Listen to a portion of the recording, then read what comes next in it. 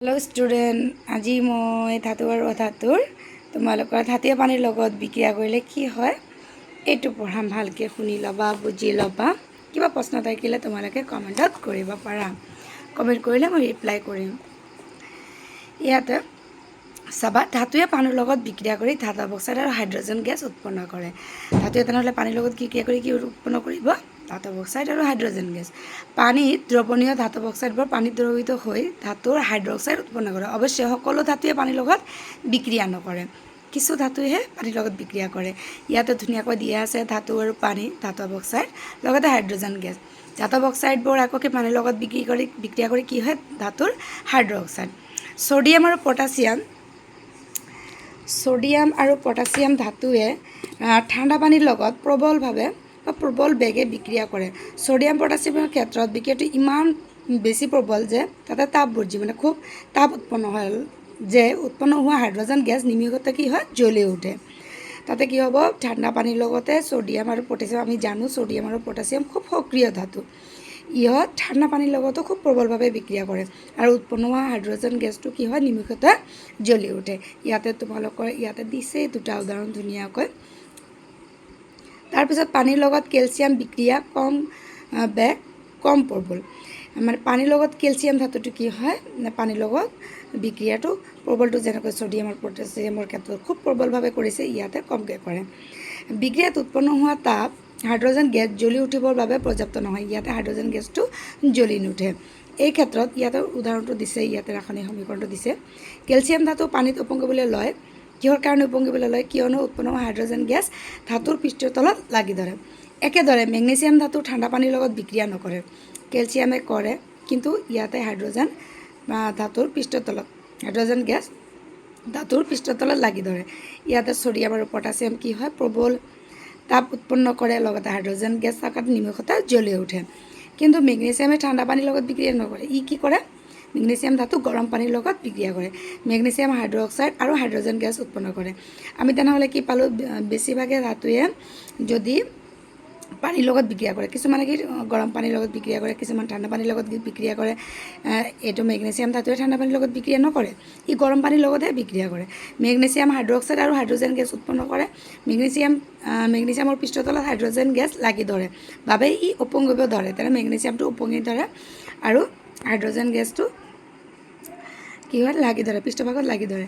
তাৰপিছত aluminium, iron, zinc আৰু আদি ধাতুৱে, এইবোৰ যিবোৰ ধাতু আছে, এলুমিনিয়াম, আইৰণ, জিংক, এইবোৰ ধাতুৱে কি কৰে? ঠাণ্ডা অথবা গৰম পানীৰ লগত বিক্ৰিয়া নকৰে। ঠাণ্ডা পানীৰ লগতো বিক্ৰিয়া নকৰে, গৰম পানীৰ লগতো বিক্ৰিয়া নকৰে। কিন্তু ইহঁতে উতলা পানীৰ বাষ্পৰ লগত বিক্ৰিয়া কৰি ধাতৱ অক্সাইড আৰু হাইড্ৰজেন গেছ উৎপন্ন কৰে। এইবোৰ মনত ৰাখিবা যে এলুমিনিয়াম, আইৰণ, জিংক, এইবোৰ ধাতুৱে কি কৰে? যিবিলাক কম সক্ৰিয়, এইবোৰ ধাতুৱে গৰম পানী বা ঠাণ্ডা পানীৰ লগত বিক্ৰিয়া নকৰে, পানীৰ বাষ্পৰ লগতহে বিক্ৰিয়া কৰে। উদাহৰণটো ধুনীয়াকৈ ৰাসায়নিক সমীকৰণটো দিয়াই আছে ইয়াতে। ইফালে লেড, কপাৰ, ৰূপ, ফোন আদি ধাতুৱে পানীৰ লগত মুঠেই বিক্ৰিয়া নকৰে। এইবোৰ কিন্তু বিক্ৰিয়া নকৰে। আটাইতকৈ সক্ৰিয় ধাতু বেছি প্ৰবলতাৰে বিক্ৰিয়া কৰে। তাৰপিছত কিছুমানে কম কৰে আৰু কিছুমানে ঠাণ্ডা পানীৰ লগত নকৰে, গৰম পানীৰ লগত কৰে, কিছুমানে বাষ্প পানীৰ লগত কৰে আৰু কিছুমান ধাতুৱে একেবাৰে পানীৰ লগত বিক্ৰিয়া নকৰে। এচিডৰ লগত ধাতুৰ বিক্ৰিয়া কৰিলে কি হয়? ধাতুৱে এচিডৰ লগত বিক্ৰিয়া কৰি লৱণ আৰু পানী উৎপন্ন কৰে। এইটো আমি আগৰ চেপ্টাৰতে পাইছোঁ, 2 নম্বৰ চেপ্টাৰতে পাইছোঁ। ইয়াতে চাবা, ইয়াতে ধাতু আৰু লঘু এচিড বিক্ৰিয়া কৰিলে কি হয়? ধাতুৰ লৱণ আৰু হাইড্ৰজেন গেছ উৎপন্ন কৰে। ইয়াতে নাইট্ৰিক এচিডৰ লগত ধাতুৰ বিক্ৰিয়া কৰিলে হাইড্ৰজেন গেছ নোলায়।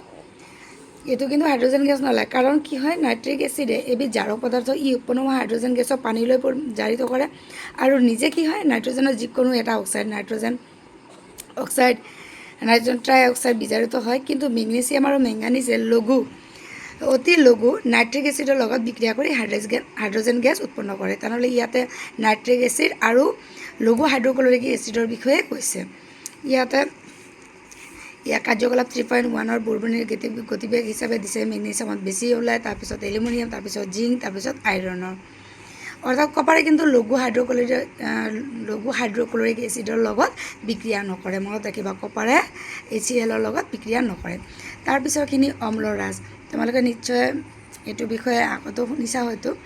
অম্লৰাজ হৈছে 3:1 অনুপাতত গাঢ় হাইড্ৰক্লৰিক এচিড আৰু গাঢ় নাইট্ৰিক এচিডৰ সদপ্ৰস্তুত মিশ্ৰণ ইয়াতে কুৱেশ্যনটো আহে যে অম্লৰাজ কি তেনেহ'লে অম্লৰাজ কি আমি এইটো লিখিব লাগিব অম্লৰাজ হ'ল 3:1 অনুপাতত গাঢ় HCl আৰু HNO3 হাইড্ৰক্লৰিক এচিড আৰু নাইট্ৰিক এচিডৰ সদ প্ৰস্তুত মিশ্ৰণ যদিও হাইড্ৰক্লৰিক এচিড বা গাঢ় নাইট্ৰিক এচিডে কেৱল সোণ দ্ৰৱীভূত কৰিব নোৱাৰে সোণ বা প্লেটিনাম এইবোৰ জাতীয় ধাতু আমাৰ এই এচিডত অকল HCl বা নাইট্ৰিক এচিডে দ্ৰৱীভূত কৰিব নোৱাৰে সেইকাৰণে অম্লৰাজে দ্ৰৱীভূত কৰিবলৈ ইয়াক ব্যৱহাৰ কৰা হয় ই কৰে অম্লৰাজ অতিকৈ ক্ষয়কাৰক ক্ষয় কৰে কিন্তু সোণ বা প্লেটিনাম এই অম্লৰাজত যদি ডুবোৱা হয় তেনেহ'লে সোণৰ ক্ষয় হ'ব আৰু ক্ষয় হ'লে কি হ'ব তাৰমানে অম্লৰাজ যদি আমি ইউজ কৰোঁ কাৰো সোণৰ বাবে সোণৰ আঙুঠি হওক বা খাৰুৱেই হওক